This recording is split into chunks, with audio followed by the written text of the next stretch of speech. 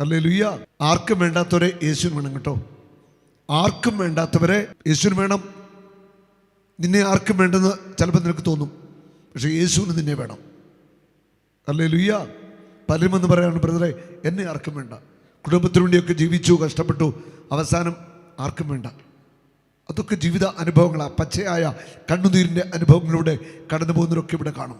കുടുംബത്തിനു വേണ്ടി, മക്കൾക്ക് വേണ്ടി, പ്രിയപ്പെട്ടവർക്ക് വേണ്ടിയൊക്കെ ജീവിച്ചിട്ട് ജീവിതത്തിൽ എല്ലാം നഷ്ടപ്പെട്ടവർ, കുടുംബത്തിനു വേണ്ടി മക്കൾക്ക് വേണ്ടി ജീവിതം കൊടുത്തവർ, അധ്വാനിച്ചത് മുഴുവൻ, മുട്ടായി നിന്ന് പ്രാർത്ഥിച്ചത് മുഴുവൻ, കൊന്ത ചൊല്ലി പ്രാർത്ഥിച്ചത് മുഴുവൻ, ഉപവസിച്ചത് മുഴുവൻ മക്കളുടെ നന്മയ്ക്ക് വേണ്ടിയായിരുന്നു.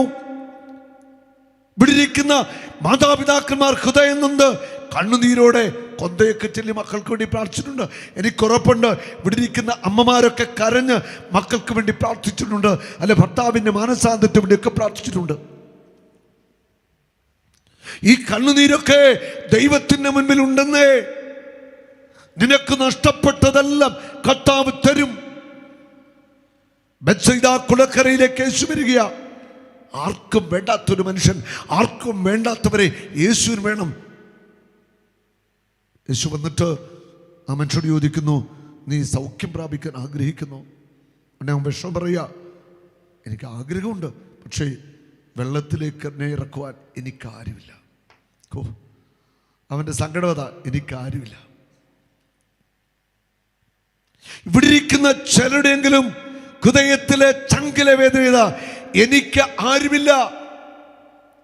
ജീവിത പങ്കാളിയും മക്കളും പ്രിയപ്പെട്ടവരൊക്കെ കാണും. എന്നെ ഒന്ന് മനസ്സിലാക്കുവാൻ, എൻ്റെ സങ്കടമൊന്ന് കാണുവാൻ, കൂടെ ഇരുന്നൊന്ന് സംസാരിക്കുവാൻ, അല്ലെ ഒന്നിച്ചിരുന്ന് ഭക്ഷണം കഴിക്കുവാൻ ഒക്കെ ആഗ്രഹങ്ങൾ കാണും. പക്ഷേ മനസ്സിൽ ഉണ്ട് വലിയ വേദന, എനിക്കാരുമില്ല. ചില ഭാര്യമാരും ഭർത്താക്കന്മാരും ഒക്കെ ചിന്തിക്കുന്നുണ്ട്, അല്ലെ പലരും ചിന്തിക്കുന്നുണ്ട്, ആരുമില്ല. ഒറ്റപ്പെടലിൻ്റെ ദുഃഖവും വേദനയും സങ്കടങ്ങളും ഒക്കെ ആയിട്ട് ഇങ്ങനെ ജീവിക്കുന്ന എത്രയോ അമ്മമാരും അപ്പന്മാരും ഒക്കെ ഉണ്ട്. യേശു ആ മനുഷ്യനോട് പറയുക, നീ നിന്റെ കിടക്കയും എടുത്തു നടക്കുക. അവൻ ചാടി എഴുന്നേറ്റു. അവൻ്റെ കിടക്കെടുത്ത് വീട്ടിൽ പോകാനല്ല പറഞ്ഞത്, കിടക്കയും എടുത്തു നടക്കുക എന്ന് മാത്രമേ പറഞ്ഞിട്ടുള്ളൂ. ഇത് പറഞ്ഞിട്ട് യേശു ജനക്കൂട്ടത്തിൻ്റെ ഇടയിൽ മറഞ്ഞു. പുരോഹിതന്മാരും മറ്റുള്ളവരൊക്കെ ജനപ്രമാണിക്ക് ചോദിച്ചു, നിനക്കാരാ സൗഖ്യം നൽകിയത്? അവനൊരു പിടിയില്ല, ആരാ നമ്മളറിയത്തില്ല യേശുവിനെ. അവിടെ ആ യേശു ഒരു വ്യക്തിക്ക് മാത്രമേ സൗഖ്യം കൊടുത്തുള്ളൂ. വേറെ കുരുടന്മാരും മുടന്തന്മാരും ഒക്കെ അവിടെ കിടപ്പുണ്ട്, പക്ഷെ ഈ മനുഷ്യന് മാത്രമാണ് സൗഖ്യം കൊടുത്തത്.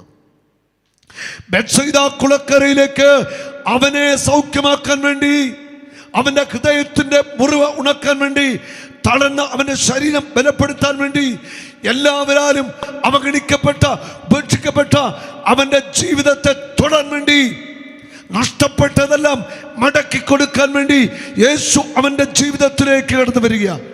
അത് ചെയ്തിട്ട് യേശു ജനക്കൂട്ടത്തിന്റെ ഇടയിൽ മറഞ്ഞു. അത് കഴിഞ്ഞ് അവൻ അന്വേഷിച്ചു, ആരാണ് എനിക്ക് സൗഖ്യം നൽകിയത്? അവൻ തിരിച്ചറിയുക, യേശുവാണ് സൗഖ്യം നൽകിയത്. പിന്നീട് യേശു ഇവനെ ദേവാലയത്തിൽ വെച്ച് കാണുന്നു. അത് വളരെ പ്രധാനപ്പെട്ട കാര്യമാണ്. അവനോട് പറഞ്ഞ കിടക്കെടുത്ത് പൊക്കോളാനാ പറഞ്ഞു. അവൻ പോയത് ദേവാലയത്തിലേക്കാ. ആ 38 വർഷം അവിടെ കിടന്ന ആ മനുഷ്യൻ്റെ ഹൃദയം പഠിപ്പിച്ച ഒരു പാഠം, ജീവിതം പഠിപ്പിച്ച ഒരു പാഠം, ദൈവം മാത്രമേ കൂടെ ഉണ്ടാവത്തുള്ളൂ, യേശു മാത്രമേ കൂടെ ഉണ്ടാവത്തുള്ളൂ, മറ്റാരും കൂടെ കാണത്തില്ല. ഹല്ലേലൂയ. യേശു മാത്രമേ നമ്മുടെ കണ്ണുനീരിലും ദുഃഖങ്ങളിലും തകർച്ചകളിലും പരാജയങ്ങളിലും രോഗങ്ങളിലും നഷ്ടങ്ങളിലും കൂടെ ഉണ്ടാവത്തുള്ളൂ. ബന്ധുക്കളോ സ്നേഹിതരോ കൂട്ടുകാരോ ഒന്നും പലപ്പോഴും നമ്മുടെ കൂടെ ഉണ്ടാവത്തില്ല എന്ന് നമ്മൾ തിരിച്ചറിയണം. അവൻ ദേവാലയത്തിലിരിക്കുമ്പോൾ യേശു ആ മനുഷ്യനോട് പറയുക, നീ സൗഖ്യം പ്രാപിച്ചിരിക്കുന്നു, കൂടുതൽ മോശമായതൊന്നും സംഭവിക്കാതിരിക്കാൻ മേലിൽ പാപം ചെയ്ത്. ഒരിക്കലും നീ പാപം ചെയ്യരുത്. നീ പാപം ചെയ്താൽ നീയും ഞാനുമായിട്ടുള്ള ബന്ധം അവിടെ മുറിയാണ്, ആ ബന്ധം അറ്റുപോവുകയാണ്. മേലിൽ പാപം ചെയ്യരുത്. ഹല്ലേലൂയ. യേശുവിന് അതേ പറയാനുള്ളൂ, മേലിൽ പാപം ചെയ്യരുത്. യേശു അവനെ കണ്ടുമുട്ടിയത് ദേവാലയത്തിൽ വെച്ചാണ്. ഹല്ലേലൂയ. നമുക്ക് ഒരു തിരിച്ചുവരവിൻ്റെ സമയമായിരിക്കുക. ജീവിതത്തിൽ പലതും നേടുവാനായി സ്വന്തമാക്കാനായിട്ടുള്ള പടയോട്ടത്തിലാ പലരും. അനീതിയും അക്രമവും വഞ്ചനയും തമ്മാടിത്തരവും അശുദ്ധിയും വിശ്വാസവഞ്ചനയും കുടുംബജീവിതത്തിലെ അവിശ്വസ്തതകളും മദ്യപാനവും തോന്നിവാസവും ഒക്കെ ആയിട്ട് ജീവിച്ച പലരുമുണ്ട്. നീ ദേവാലയത്തിലേക്ക് തിരിച്ചു വരണം എന്ന് പറഞ്ഞാൽ ദൈവത്തിൻ്റെ അടുക്കലേക്ക് നീ മടങ്ങി വരണം. നിനക്ക് നഷ്ടപ്പെട്ടത് മുഴുവൻ കർത്താവ് ഇരട്ടി പങ്കായിട്ട് മടക്കിത്തരും. ഹല്ലേലൂയ. അത് ആരോഗ്യമാകാം, സമ്പത്താകാം, മക്കളുടെ കാര്യങ്ങൾ എന്തുമാവട്ടെ, നിനക്ക് ജീവിതത്തിൽ എന്തു നഷ്ടപ്പെട്ടിട്ടുണ്ടോ അതിൻ്റെ ഇരട്ടിയായിട്ട് കർത്താവ് മടക്കിത്തരും. വിശ്വസിക്കുന്നവർ കരമുയർത്തി അടിച്ച് കർത്താവിനെ ഒന്ന് മഹത്വപ്പെടുത്തട്ടെ. യേശുവേ ആരാധന, ആരാധന. ഹല്ലേലൂയ. നമ്മൾ വിശുദ്ധ ബൈബിളിൽ ജോബിൻ്റെ ചരിത്രത്തിൽ വായിക്കുന്ന ജോബിനെ കുറിച്ച് എല്ലാവരും കേട്ടിരിക്കുന്നത് ജോബ് സഹിച്ചു, ജോബ് സഹിച്ചു, സഹനം സഹനം സഹനം സഹനം. ജോബിനെക്കുറിച്ച് അതിൻ്റെ അപ്പുറം ഒരു കാര്യം കൂടി എനിക്ക് പറയാനുണ്ട്. ജോബിനെക്കുറിച്ച് പറയുന്നു, ജോബ് 1-ാം അധ്യായത്തിൽ പറയുന്നു ജോബ് നിഷ്കളങ്കനാണ്.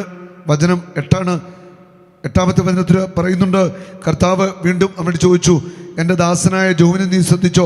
അവനെപ്പോലെ സത്യസന്ധനും നിഷ്കളങ്കനും ദൈവത്തെ ഭയപ്പെടുന്നവനും തിന്മയിൽ നിന്നും ജീവിക്കുന്നവനും ആ ഈ ഭൂമുഖത്ത് ആരെങ്കിലുമുണ്ടോ?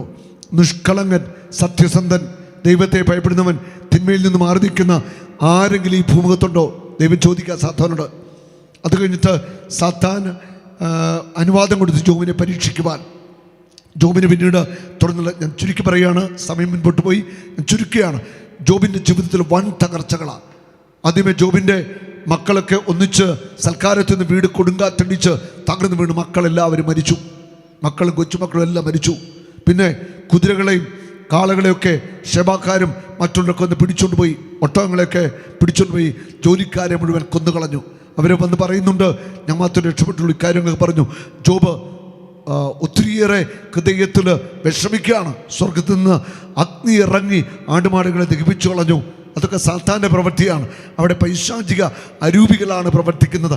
അങ്ങനെ സാത്താൻ്റെ ഒരു കടന്നുകയറ്റം ജോബിൻ്റെ ജീവിതത്തിൽ ഉണ്ടായി. മക്കൾ പോയി, വസ്തുക്കൾ പോയി, എല്ലാം നഷ്ടപ്പെട്ടു. അവസാനം ഇത്രയുമായിട്ടും ദൈവത്തെ ജോബ് ദുഷിച്ചില്ല. അങ്ങനെ ദൈവത്തോട് പിശാച് വീണ്ടും പറഞ്ഞു, അവൻ്റെ ശരീരത്തിൽ തൊട്ടാൽ അവൻ ദുഷിക്കും. ദൈവം അനുഭവിച്ചു. ജോബിൻ്റെ ശരീരം മുഴുവൻ പഴുത്തു നാറുന്ന വ്രണങ്ങൾ കൊണ്ട് നിറയുക. സോറിയാസിസ് എന്ന് പറയാം. കൊച്ചു വ്രണങ്ങൾ, തലയിൽ മൊത്തം, മുഖം, കൈയെല്ലാം വ്രണങ്ങൾ നിറഞ്ഞു. ഭാര്യ പറയുന്നുണ്ട്, മനുഷ്യനെ ഇത്രയും കാലം ദൈവത്തെ വിളിച്ചില്ലേ, തള്ളി പറഞ്ഞിട്ട് നമുക്ക് മരിക്കാം. ഞാൻ ആ സ്ത്രീയെ കുറ്റപ്പെടുത്തുന്നില്ല, ജോബിൻ്റെ ഭാര്യയെ കുറ്റപ്പെടുത്തുന്നില്ല. പ്രസവിച്ച് ഓമനിച്ചു വളർത്തിയ മക്കളും കൊച്ചുമക്കളെല്ലാം മരിച്ചുപോയി, സമ്പത്ത് പോയി, ആടുമാടുകൾ പോയി, എല്ലാം നഷ്ടപ്പെട്ടു. തൻ്റെ പ്രിയ ഭർത്താവ് ഈ അവസ്ഥയിലാണ്. ഇനി എന്തിനാ ജീവിക്കുന്നത്? ആ സ്ത്രീയുടെ ചോദ്യം. അല്ല, ജോബ് പറയുന്നുണ്ട്, കർത്താവ് നമുക്ക് എത്രയോ നന്മകൾ നൽകിയതാ. ഒരിക്കലും കർത്താവിനെ നമുക്ക് ദുഷിക്കാൻ പറ്റില്ല. തിന്മകൾ ജീവിതത്തിൽ വന്നു, പക്ഷെ ജോബ് ദൈവത്തെ ഒരിക്കലും നാവുകൊണ്ട് പാപം ചെയ്തില്ല, ദൈവത്തെ ഒരിക്കലും വേദനിപ്പിച്ചില്ല. അവിടെ ഒറ്റ അടിക്കുന്ന ജോബ് അനുഭവിച്ച സഹനങ്ങൾ. പിന്നെ ജോബിൻ്റെ പുസ്തകത്തിലൂടെ നിങ്ങൾ സമയം പോലെ വായിക്കുക. അങ്ങനെ കടന്നു പോകുന്ന സഹനം കഷ്ടതയിലൂടെ എല്ലാം നഷ്ടപ്പെട്ട ജോബ്. ഇനി 42-ാം അധ്യായത്തിലേക്ക് വരുമ്പോൾ നമ്മൾ കാണുകയാണ്, ദൈവം ജോബുമായിട്ട് സംസാരിക്കുന്നുണ്ട്. അത് കഴിഞ്ഞിട്ട് ജോബിൻ്റെ കൂട്ടുകാരൊക്കെ ജോബിനെ തള്ളിപ്പറഞ്ഞു. അവരോട് ഇങ്ങനെ പറയുകയാണ്, ജോബിൻ്റെ കൂട്ടുകാരോടൊക്കെ അവരുടെ ജീവിതത്തിൽ ദൈവം ഇടപെടുകയാണ്. അവിടെ പറയാണ്, എൻ്റെ ദാസനായ ജോബ് നിങ്ങൾക്ക് വേണ്ടി പ്രാർത്ഥിക്കും. ഞാൻ അവൻ്റെ പ്രാർത്ഥന സ്വീകരിച്ച് നിങ്ങളുടെ ഭോഷത്വത്തിന് നിങ്ങളെ ശിക്ഷിക്കില്ല. വചനം 8:42 എൻ്റെ ദാസനായ ജോബ് നിങ്ങൾക്ക് വേണ്ടി പ്രാർത്ഥിക്കും. ഞാൻ അവൻ്റെ പ്രാർത്ഥന സ്വീകരിച്ച് നിങ്ങളുടെ ഭോഷത്വത്തിന് നിങ്ങളെ ശിക്ഷിക്കില്ല. നിങ്ങൾ എൻ്റെ ദാസനായ ജോബിനെ പോലെ എന്നെപ്പറ്റി ശരിയായത് സംസാരിച്ചില്ല. ജോബിൻ്റെ കൂട്ടുകാരോട് കർത്താവ് പറയുകയാണത്. അത് കഴിഞ്ഞ് 10-ാമത്തെ വചനം, ജോബ് തൻ്റെ സ്നേഹിതന്മാർക്ക് വേണ്ടി പ്രാർത്ഥിച്ചപ്പോൾ അവനുണ്ടായിരുന്ന ഐശ്വര്യം കർത്താവ് തിരികെ കൊടുത്തു. അവിടുന്ന് അത് ഇരട്ടിയായി കൊടുത്തു. ഹല്ലേലൂയ. ജോബിന് നഷ്ടപ്പെട്ടത് മുഴുവൻ കർത്താവ് ഇരട്ടിയായിട്ട് കൊടുത്തു. എപ്പോൾ? ജോബ് തൻ്റെ സ്നേഹിതന്മാർക്ക് വേണ്ടി പ്രാർത്ഥിച്ചു. ഞാൻ നിങ്ങളോട് പറഞ്ഞില്ലേ, കൊന്ത ചെല്ലണം, കരണക്കൊന്തരണം, കുരിശിൻ്റെ വഴി ചൊല്ലി ഈ കൺവെൻഷൻ്റെ വിജയത്തിന് വേണ്ടി, ഈ ദേശത്തിന് വേണ്ടി, നാടിന് വേണ്ടി നിങ്ങൾ പ്രാർത്ഥിച്ചു തുടങ്ങിക്കോ. നിങ്ങൾക്ക് ഇരട്ടിയായിട്ട് കർത്താവ് തരാനായിട്ട് പോകുക. ഞാൻ വീണ്ടും ഉറപ്പ് പറയുന്നു, നഷ്ടപ്പെട്ടത് മുഴുവൻ ഇരട്ടിയായിട്ട് കർത്താവ് മടക്കിത്തരും. തുടർന്ന് നിങ്ങളിത് പറ്റുമെങ്കിൽ ജോബ് 42 വീട്ടിൽ പോയി വായിക്കണം. 13-ാമത്തെ വചനം പറയുന്നു, പിന്നെ തുടർന്ന് 12 മുതൽ കർത്താവ് അവൻ്റെ ശേഷിച്ച ജീവിതം മുമ്പത്തേതിനേക്കാൾ ധന്യമാക്കി. അവന് 14,000 ആടുകളും 6,000 ഒട്ടകങ്ങളും 1,000 കഴുതകളും 1,000 പെൺകഴുതകളും ഉണ്ടായി. അവന് 7 പുത്രന്മാരും 3 പുത്രിമാരും ഉണ്ടായി. ആദ്യ മക്കളെല്ലാം മരിച്ചുപോയി. പിന്നീട് 3 പുത്രന്മാരും 7 പുത്രന്മാരും 3 പുത്രികളും ഉണ്ടായി. മൂത്തവൾ ജമീമ, രണ്ടാമത്തോൾ കെസിയ, മൂന്നാമത്തോൾ കേരൻ ഹാപ്പുക്ക്. ജോബിൻ്റെ പുത്രിമാരെ പോലെ സുന്ദരികളായ സ്ത്രീകൾ ആ ദേശത്തെങ്ങും ഉണ്ടായിരുന്നില്ല. നല്ല സൗന്ദര്യമുള്ള മക്കളെ കഥ കൊടുത്തു. ജോബിൻ്റെ ശരീരം മുഴുവൻ ചീഞ്ഞു പടുത്തു നാറുക. ദേ പെൺമക്കളെ കൊടുത്തു, നല്ല സുന്ദരി പെണ്ണുങ്ങളെ. ഹല്ലേലൂയ, ഇതാണ് പ്രതിഫലം. ഹല്ലേലൂയ. വീണ്ടും നമ്മൾ വായിക്കുന്നു അടുത്ത വചനം, ആ ദേശത്ത് ഉണ്ടായിരുന്നില്ല. പിതാവ് അവർക്കും സഹോദരന്മാർക്കൊപ്പം അവകാശം കൊടുത്തു. ഉണ്ടോ? അത് വളരെ ഒരു ഹൃദയസ്പർശിയ.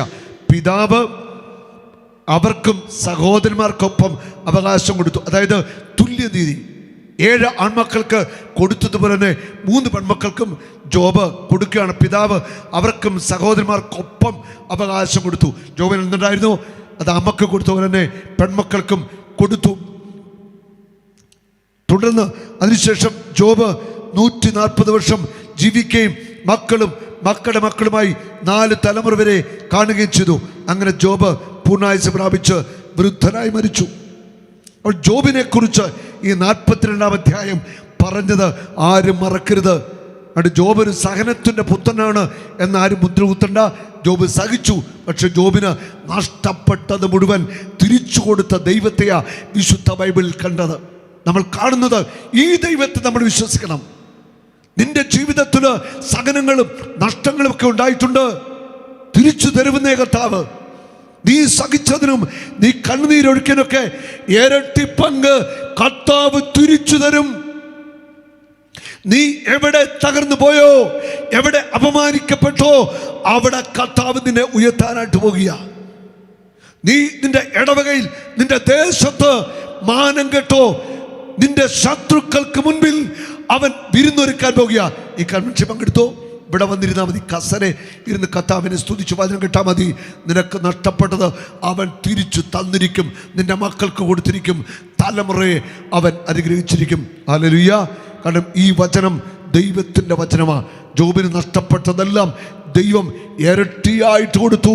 സുന്ദരി പെൺമക്കള് ആൺമക്കള് എല്ലാം കൊടുത്തു.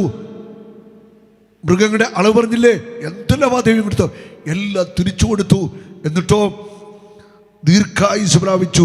140 വർഷം ദീർഘായുസോടെ മക്കളെയും കൊച്ചുമക്കളെയും തലമുറയൊക്കെ കണ്ട് സന്തോഷവാനായിട്ടാണ് ജോബ് മരിച്ചത്. അപ്പം സഹനത്തിനു ശേഷം ഒരു ഉയർച്ച, അഭിവൃദ്ധി, അനുഗ്രഹം ഇരട്ടിയായിട്ട് കിട്ടുന്ന ഒരു കാലമുണ്ട്. അത് നിങ്ങൾ സ്വപ്നം കാണണം. നിരാശപ്പെടരുത്.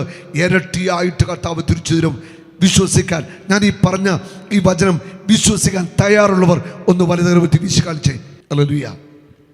അങ്ങോട്ട് ചങ്കിലങ്ങ് വിശ്വസിച്ചു. കർത്താവ് നഷ്ടപ്പെട്ടതെല്ലാം തിരിച്ചു വരും. ബെത്സയിദാക്കുളെ കിടന്ന് ആർക്കും വേണ്ടാത്തവനെ കർത്താവ് സൗഖ്യമാക്കി വിട്ടത്. അതുകൊണ്ട് ഈ സമൂഹത്തിൽ ആർക്കും വേണ്ടാത്തവരുണ്ടെങ്കിൽ യേശുവിന് അവരെ വേണം. ആർക്കും വേണ്ടാത്തവരെയൊക്കെ കർത്താവ് വാരിക്കോരി അനുഗ്രഹിക്കാനായിട്ട് പോകുക. ഒരു നാളും നീ അനാഥനല്ല, ഒരു നാളും നീ അന്യനല്ല, ഒരു നാളും നീ അനാഥനല്ല.